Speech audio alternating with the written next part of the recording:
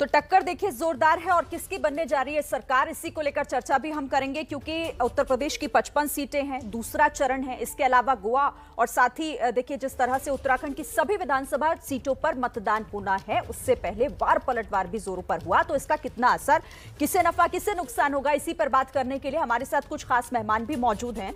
हमारे साथ कौन कौन जुड़ा हुआ है, सबसे पहले मैं परिचय आपसे करा देती हूं। बीजेपी की तरफ से बीजेपी प्रवक्ता राजीव जेटली हमारे साथ जुड़ रहे हैं, कांग्रेस प्रवक्ता अभय दुबे हमारे साथ हैं, राष्ट्रीय लोकदल के सचिव अनिल दुबे को आप देख रहे हैं जो हमारे साथ जुड़ रहे हैं इस चर्चा में, और दिल्ली यूनिवर्सिटी के assistant professor doctor Vishal Mishra यहां स्टूडियो में मेरे साथ मौजूद हैं। आप सभी का बहुत बहुत स्वागत है एबीपी न्यूज पर, क्योंकि बात हम कर रहे हैं इस बात को लेकर कि वार पलटवार जिस तरह से हुआ, कर्नाटक से शुरू हुआ मुद्दा कैसे चुनावी राज्यों तक पहुंचा, इसका क्या असर होगा, किसे नफा और किसे नुकसान। शुरुआत में राजीव जेटली जी आपसे करना चाहती हूं। 55 सीटें हैं उत्तर प्रदेश में दूसरे चरण के तहत, और सबसे महत्वपूर्ण ये हो जाती है इसमें बात कि ज्यादातर जो सीटें हैं वो मुस्लिम बाहुल्य सीटें हैं। तो क्या ये बीजेपी की मुश्किलें बढ़ाएंगी, जो चुनावों से ठीक पहले वार पलटवार या सीधा कहूं हिजाब को लेकर जो घमासान हुआ उससे?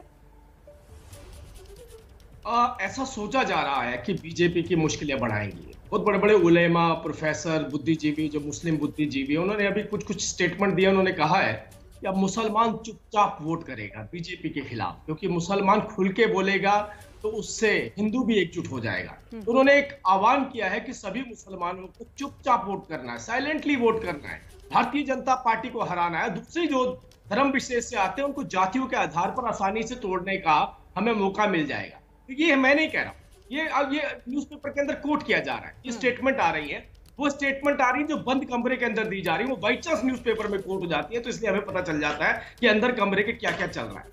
अगर इस तरीके की रणनीति अपनाएंगे तो उनकी सोच ऐसी जरूर रही होगी कि भारतीय जनता पार्टी को नुकसान होगा। लेकिन भारतीय जनता पार्टी ने जिस तरीके के काम किए हैं उत्तर प्रदेश के अंदर, उत्तर प्रदेश की जनता ने महसूस किया उस बदलाव को, उस गुंडागर्दी को इरेडिकेट किया है। वो अंधकार वाले उत्तर प्रदेश के अंदर रोशनी लेके आए हैं, वो उत्तर प्रदेश के अंदर सड़कें दे रहे हैं, 2-2 एम्स दे रहे हैं। उत्तर प्रदेश में किसानों के खाते में लगभग 1,51,000 करोड़ रुपए जो 2-2 सरकारें पीछे की मिलकर नहीं दे पाई थी, वो मात्र 5 सालों के अंदर देके दिखाया। तो उत्तर प्रदेश की जनता तो जानती है कि मुझे किसको वोट करना है।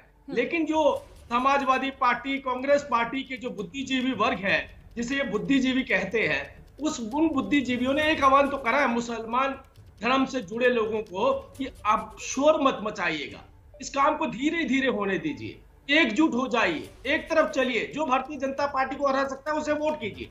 लेकिन आप विश्वास कीजिए, रिजल्ट डिक्लेयर हो चुका है। ये बात सपा को भी पता है, कांग्रेस को भी पता है, ये दोनों लोगों को पता चल गई है कि उत्तर प्रदेश के अंदर भारतीय जनता पार्टी ने पहले ही टर्म में दिखा दिया किस मजबूती से सरकार बनने जा रही है। अब औपचारिकताएं बाकी रह गई हैं, अगले जो चरण आने वाले हैं उसमें भी देखिएगा, एक तरफ रुझान होगा, एक तरफ झुकाव होगा, और ये जो बुद्धिजीवियों के तर्क और रणनीतियां है ना, ये बंद कमरे में ही रह जाएंगी और उत्तर प्रदेश की जनता की जीत होगी। उत्तर प्रदेश की जनता जो एक सुशासन चाहती है, जो भ्रष्टाचार मुक्त प्रशासन चाहती है, ये जीत उसकी होगी भारतीय जनता पार्टी। ठीक है, अभय दुबे जी आप सुन रहे होंगे राजीव जेटली को, वो सीधे कह रहे हैं कि आप लोग कितनी भी कोशिश कर लीजिए बरगलाने की, बहकाने की या फिर ध्रुवीकरण की, लेकिन असर कुछ नहीं होगा। वो तो कह रहे हैं रिजल्ट जो है वो डिक्लेयर हो चुका है, इंतजार कीजिए आप।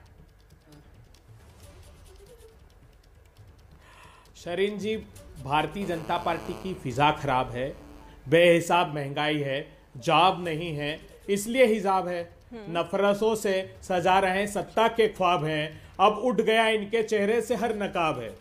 पूरे देश में आज जो फिनोमिना है उस पर गौर कीजिए। भारतीय जनता पार्टी के उत्तर प्रदेश में 3 मंत्री और 11 विधायक छोड़कर भाग गए। स्वामी प्रसाद मौर्य, दारा सिंह चौहान, धर्म सिंह सोनी, ब्रजेश प्रजापति, भगवती सागर, लोशन लाल आर्य, विनय शाक्य जैसे 11 विधायक। गोवा में इनके विधायक और मंत्री छोड़ गए। माइकल लोबो, विधायक प्रवीण जानते, विधायक कार्लोस अल्मीड़ा, पूर्व मुख्यमंत्री लक्ष्मीकांत पारेसकर ने भी पार्टी छोड़ दी। सारे प्रांतों में इनकी यही हाल है। इनके समर्थन से और भी लोग छोड़ रहे हैं, लेकिन वो देश छोड़कर भाग रहे हैं। 5,35,000 करोड़ लूट कर आज ही खुलासा हुआ, 2018 से कांग्रेस ने कहा था कि 22,000 करोड़ रुपए का आजाद भारत का इतिहास का ऋषि अग्रवाल ने स्कैम किया है। वो देश छोड़कर इन्होंने भगा दिया, कोई कार्रवाई नहीं की। ललित मोदी, विजय माल्या, नीरव मोदी, मेहुल चोकसी, ऋषि अग्रवाल, जतिन मेहता, चेतन सरदेसा, अमी मोदी, निशाल मोदी, ये इनके समर्थक है कट्टर। ये कह रहे थे उत्तर प्रदेश में अपराध, उत्तर प्रदेश में हिंदुस्तान का सबसे ज्यादा अपराध, 58,000 जघन्य अपराध होते हैं, 12,000 अपहरण होते हैं, 21,000 बच्चे गायब हैं, 3,779 हत्याएं हर साल होती है, 4200 हत्या के प्रयास हर साल होते हैं। ये कहते हैं किसान खुश हैं, अरे रोंद कर मार दिया किसान फिर को। तो इन मुद्दों की बात वरुण होनी गांधी चाहिए कह ना, रहे हैं, आप तो 17 पूरी जिलों में लिस्ट लेकर किसानों आए ने हैं, फिर फसलें तो जला इनकी दी। बात होनी चाहिए। फिर ये हिजाब का जो संग्राम है ये कर्नाटक से क्यों ले आए उत्तर प्रदेश में? फिर तो इन मुद्दों पर बात होनी चाहिए ना। मुस्लिम बुद्धिजीवी भारतीय जनता इनके रणनीतिकार है, सूट करता है। हम उन्होंने कहते हैं कि बताया भर्ती निकालिए, ये कहते हैं हम चर्बी निकाल देंगे। अरे आप तो आपके सांसद का जवाब दीजिए। मेनका गांधी चिट्ठी लिख रही, उत्तराखंड भाजपा ने 3,000 करोड़ रुपए का घोटाला किया, खुद मेनका गांधी चिट्ठी लिख रही। चारा घोटाला, भेड़ का घोटाला उत्तराखंड में कर दिया, 57,000 पद उत्तराखंड में खाली है, 14,000 अकेले शिक्षकों की भर्ती नशे की गर्त में उत्तराखंड को धकेल दिया। हरिद्वार से लेकर अल्मोड़ा तक चरस का, अफीम का, स्मैक का कारोबार ये कर रहे हैं। गोवा में खनन माफियाओं का राज है। उत्तराखंड के मुख्यमंत्री के सचिव लिखते हैं कि छोड़ दीजिए खनन माफियाओं को। मुख्यमंत्री अच्छा ठीक है, चलिए एक एक करके बात कीजिए तो सुन पाएंगे। ठीक है ठीक है, मैं बेदुबे जी वही कह रही थी, जब सारे मुद्दों की लिस्ट आप लेकर बैठे हैं तो फिर क्यों आपको धार्मिक मुद्दों का, आप सभी लोगों को फायदा उठाना पड़ता है, क्यों उसका सहारा लेना पड़ता है? ठीक है, मैं आऊंगी आपके पास, अभी बाकी मेहमानों का भी रुख कर लूं, आती हूं मैं आपके पास, फिर अपनी बात रखिएगा। अनिल दुबे भी हैं आरएलडी से हमारे साथ जुड़े हुए हैं। अनिल दुबे जी, पहला जो चरण था वो तो किसानों की नाराजगी को आगे करके लड़ा गया और उसका असर कैसा होगा नहीं होगा वो तो चलिए जब रिजल्ट सामने आएगा। दूसरा अब चरण सर पर है, कल वोटिंग होनी है 55 सीटों के लिए। आरएलडी कहां देख रही है खुद को? देखिए सिरंजी, तीन चरण है पश्चिमी उत्तर प्रदेश में, और पहले चरण का जो मतदान हुआ है वो किसानों के मुद्दे पर मतदान हुआ है। किसानों के मुद्दे पर वहां की जनता ने मतदान किया है और पहले चरण के मतदान ने यह स्पष्ट कर दिया है कि भारतीय जनता पार्टी को उत्तर प्रदेश से अब जाना है। भारतीय जनता पार्टी को करारी हार मिलने जा रही है। और दूसरे चरण में जो कल मतदान होने जा रहा है इसमें भी भारतीय जनता पार्टी अब और बुरी तरीके से हारेगी, क्योंकि भारतीय जनता पार्टी के नेताओं को हाईवे के सहारे से जाना पड़ रहा है। गांव में इनको जनता ने घुसने नहीं दिया, गांव से ये प्रचार नहीं कर पाए क्योंकि गांव की जनता ने इनका बहिष्कार सा कर दिया। और इन्होंने जो वादे किए थे 2017 में, वो उन वादों को इन्होंने एक भी वादों को पूरा नहीं किया। इन्होंने किसानों के साथ, सभी वर्गों के साथ इन्होंने छल करने का काम किया और आज किसान इनसे पूरी तरीके से नाराज है। 1 वर्षों तक किसान आंदोलन चला, 750 की किसान एक एक करके शहीद हो गए, लेकिन सरकार ने 2 शब्द भी उनके लिए कहीं भी शोक के नहीं व्यक्त किए, उनको शहीद का दर्जा नहीं दिया, उनको मुआवजा नहीं दिया और किसानों को आतंकवादी, किसानों की नाराजगी को आगे रख के ही तो सरकार ने उस बिल को, उस कानून को वापस ले लिया। प्रधानमंत्री ने माफी मांगते हुए इसे वापस लिया, ये आप भूल गए शायद। चलिए ठीक है, राजीव जी जवाब देना चाह रहे हैं। कह सकता हूं कि भारतीय जनता पार्टी का पूरी तरीके से सुपड़ा साफ हो जाएगा। विशाल मिश्रा के पास सपा और रालोद गठबंधन भारी बहुमत के साथ जीतने जा रहे हैं। मेरे बात जवाब जो लीजिएगा, हाँ राजीव जी इन्हीं से लीजिएगा। हाँ, मैं इनसे पूछ रहा हूँ कि बस इतना बोल जाए टीवी के ऊपर, आपके एबीपी में, क्या जिस तरीके से सपा गन्ना किसानों का भुगतान 700 किसानों, अरे मैंने आपको मौका देने के लिए बोला, मैंने रिक्वेस्ट करी आपके लिए, मेरे को बोलने दीजिए, उसके बाद जवाब दीजिएगा। मैं केवल इतना बोलना चाहता हूँ, एक बार ऐलान तो कर दीजिए, अगर समाजवादी पार्टी की जिस तरीके की सरकार थी, जैसा गन्ना किसानों को भुगतान होता था, क्या आप सुनिश्चित करते हैं बिल्कुल वैसा भुगतान करेंगे? मतलब कि 55,000 करोड़ रुपया, मतलब कि 60,000 करोड़ रुपया 2 सरकारों का मिला के, मतलब कि जो भारतीय जनता पार्टी ने 5 सालों में करके दिखाया, अब आप सुन लीजिए, जवाब सुन लीजिए, ये आश्वासन देते हैं गन्ना किसानों को, वैसी बर्बादी वापस लेके आएंगे? चलिए आप एक मिनट राजीव जी, ठीक है, अब जल्दी से जवाब दीजिएगा अनिल दुबे, जल्दी से। क्यों नहीं डिक्लेयर करते? इन्होंने जो भी वादे किए थे, जितना ये बोल रहे हैं, कह रहे हैं, इन्होंने 14 दिन में भुगतान करने का वादा किया था, वो नहीं किया। हम 14 दिन में भुगतान करेंगे, हम किसानों को लागत का 1.5 गुना मूल्य देने का काम करेंगे, हम किसानों को की आमदनी को 2 गुनी जो आप नहीं कर पाए, हम करने का काम करेंगे।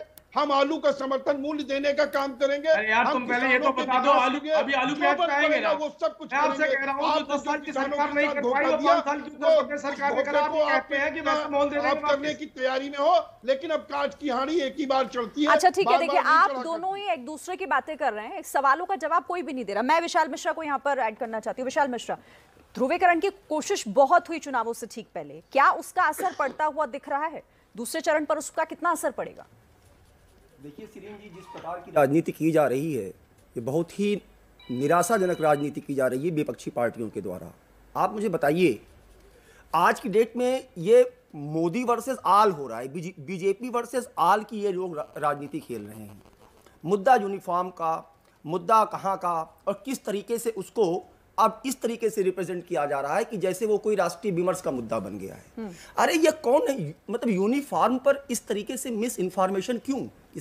इसका कारण है क्योंकि ये चाहे कांग्रेस हो, चाहे समाजवादी पार्टी हो, चाहे AIMIM हो और चाहे ये RLD, इनके पास कोई विकास का एजेंडा तो है नहीं। किसानों की बात कर रहे थे RLD के प्रवक्ता मानवर, आपसे पूछना चाहूंगा, वर्तमान भारतीय जनता पार्टी की सरकार जो उत्तर प्रदेश में है, पहली कैबिनेट की मीटिंग में 36,000 करोड़ रुपए का किसानों का कर्जा माफ हुआ था कि नहीं हुआ था? बताइए आप। अरे आपके यहाँ जो चीनी मिलें बंद थी, आपने क्यों नहीं चालू करवा दिया था? अरे बताइए ना, रमाला चीनी मिल चालू हुई थी, रमाला चीनी मिल चालू हुई थी, किसानों के आप शुभचिंतक बनते हैं, तो बताइए ना, आपके मुद्दे में गन्ना के किसानों की कीमत को बढ़ाने की बात की गई कभी? बताइए आपने रमाला चीनी मिल क्यों नहीं, रमाला चीनी मिल को किसने रिवाइव किया? कैपेसिटी किसने बढ़ाई? गोरखपुर में फर्टिलाइजर प्लांट किसने शुरू करवाया? मान्यवर, PM किसान योजना किसानों के खाते में पैसा किसने शुरू कराया? बताइए ना। और तो और यूरिया की ब्लैक मार्केटिंग किसने रोका? तो भूल गए आप तो किसान परिवार से बिलोंग करते होंगे। यूरिया के लिए ब्लैक मार्केटिंग में रात के 12 बजे से लाइन लगती थी ब्लॉक में। मैं भी किसान परिवार से आता हूं, आज लगती है नहीं लगती है ना, तो जो प्रत्यक्ष है उसको मानना पड़ेगा। कितने घरों में बिजली आती थी? अरे बताइए ना, कितने घरों में बिजली आती थी? केवल सैफई, लखनऊ और चुने हुए जिलों में। आज उत्तर प्रदेश में जिले में 24 घंटे, सुन लीजिए, तहसील पर 20 घंटे और गांव में 18 घंटे बिजली है। 1.38 करोड़ घरों में बिजली कनेक्शन दिया गया है। पता कर लीजिए यूपी में, उत्तर प्रदेश में, हमारे वही घर उत्तर प्रदेश में है। ये इन्वर्टर का कंसेप्ट कहां से आया था? अब आप एक एक करके मैं जवाब ले तो पता है कितने घंटे बिजली आई है? अनिल दुबे और अभय दुबे दोनों एक एक करके जवाब दीजिएगा। जो डॉक्टर विशाल मिश्रा यहाँ पर पूछ रहे थे कि विपक्ष विकास के मुद्दों की बातें करता क्यों नहीं है, आप इसकी राजनीति करिए तो फिर आप सवाल भी पूछिए।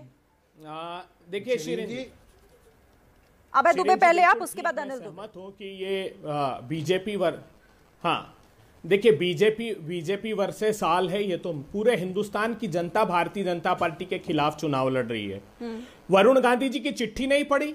वरुण गांधी ने क्या कहा कि लखीमपुर से लेके ललितपुर से लेके अशोकनगर तक खाद की लाइन में लग के किसानों ने दम तोड़ दिया। योगी जी, उनको खाद नहीं मिला। 17 जिलों में किसानों ने फसलें जला दी। तुमने घोषणा पत्र में वादा किया था गन्ने का 400 रुपए क्विंटल देंगे। चीफ सेक्रेटरी की अध्यक्षता की कमेटी ने सिफारिश की कि मोदी जी ने लागत 25,000 रुपए हेक्टेयर बढ़ा दिए, 400 रुपए देने ही चाहिए। वरुण गांधी जी ने चिट्ठी में उसका जिक्र किया। आपने कहा था आलू, लहसुन, प्याज समर्थन मूल्य देंगे, उसकी बात भी नहीं करते। पश्चिमी उत्तर प्रदेश में घर घर घूमकर आप ये कहते थे। आप बताइए, आपने किसानों को 4,000 करोड़ रुपए किसानों का कर्जा माफ कर दिया, 300 यूनिट का बिजली का बिल माफ कर दिया। अरे अब सुनने की क्षमता सुनने की क्षमता रखिए। हम सवाल पूछ रहे हैं आपसे। नहीं, देखिए गलत बात है। ठीक है, अभय दुबे अपनी बात पूरी कीजिए। इनके समय एक भी बार नहीं। आप एंकर हैं क्या? बोलिए अभय दुबे, बात पूरी कीजिए। देखिए 27 किसानों की आमदनी मोदी जी ने बताया 27 रुपए प्रतिदिन कर दी। बरेली की रैली में मोदी जी ने कहा था कि 5 साल में, 2016 में, कि मैं 5 साल में किसानों की आय दोगुनी कर दूंगा। ठीक है। लेकिन अडानी जी की आय तो एक दिन में 1,002 करोड़ रुपए कमाने लगे, किसानों को गर्त में डाल दिया। प्रियंका गांधी ने साफ कहा है किसानों का कर्जा माफ, बिजली बिल हाफ, किसानों को 2500 रुपए धान और गेहूं का इंसाफ, 10 लाख युवाओं की नौकरी पक्की। उद्योगों की तरक्की, बेटियों को इंसाफ और भाजपा का सूपड़ा साफ। ये उत्तर प्रदेश से लेकर 5 राज्यों में होगा। अगर 5 राज्यों में भाजपा नहीं हारी तो फिर महंगाई की आग में। आप इन तमाम बातों को लेकर पंजाब क्यों भूल जाते हैं जब बात पंजाब की होती है? तो ये आप ही का सवाल पूछा। नहीं, एक सवाल और। हाँ, 1 मिनट रुकिए। आपने नहीं देखा? आपने पंजाब को पढ़ा नहीं? हमने किसानों का 53 लाख किसानों का कर्ज माफ कर दिया पंजाब में आते ही। हमने पंजाब में पानी और बिजली का बिल माफ कर दिया, 300 यूनिट तक बिजली मुफ्त कर दी। हमने 415 किसानों की जमीन शहीद हुए थे, उनके परिवारों को हमने नौकरी दे दी। मोदी जी कह रहे थे मेरे कारण मर गए क्या किसान, और रोज कर मार दिया कि जहां राजस्थान में कर्जा माफ किया, वादा किया था कि 10 दिन के अंदर कर्जा माफ करेंगे, वहां पर आज तक कर्जा क्यों नहीं माफ हुआ? उन किसानों की जमीन नीलाम की जा रही है। सुनने का साहस किसने कहा? अरे तुम्हारे मंत्रियों का कर्जा माफ हो गया, किसान बन के जो घूम रहे थे मध्य प्रदेश में 27 लाख किसानों का कर्ज माफ हुआ, छत्तीसगढ़ में माफ हुआ, राजस्थान में कर्ज माफ हुआ। अरे आंखें बंद करके दे, राजस्थान में कर्ज माफ हुआ, मध्य प्रदेश में हुआ, छत्तीसगढ़ में हुआ, पंजाब में हुआ। तुमने रोंद कर मार डाला किसान को। तुम्हारे जो राज्य मंत्री है, तुम्हारे गृह राज्य मंत्री, उनके बेटे ने रोंद कर मार डाला। ठीक है, अनिल दुबे। अनिल दुबे,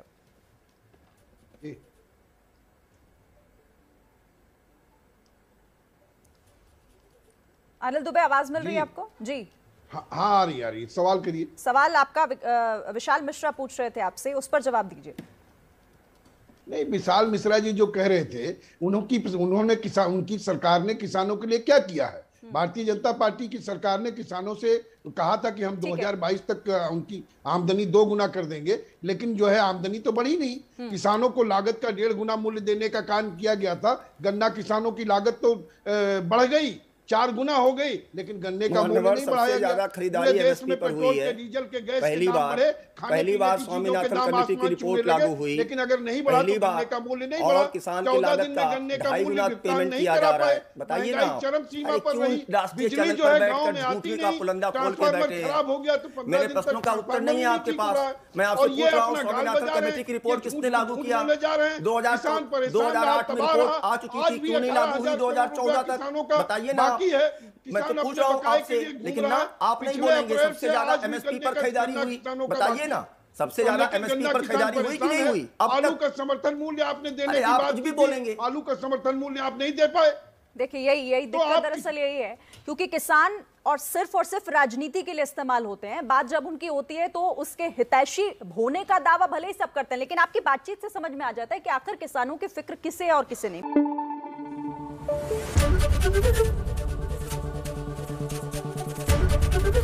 एबीपी न्यूज आपको रखे आगे।